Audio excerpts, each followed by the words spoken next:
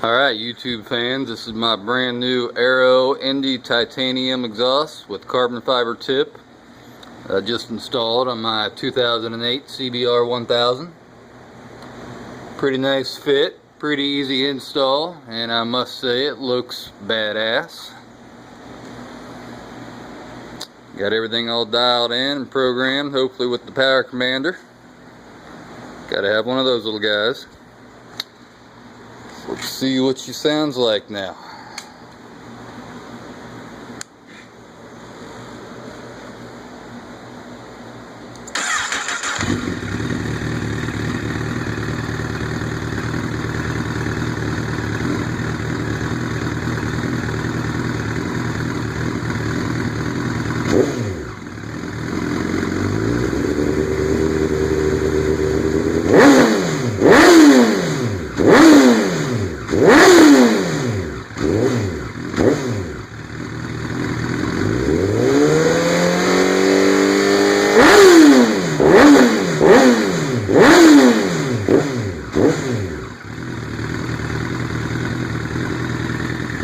Bad.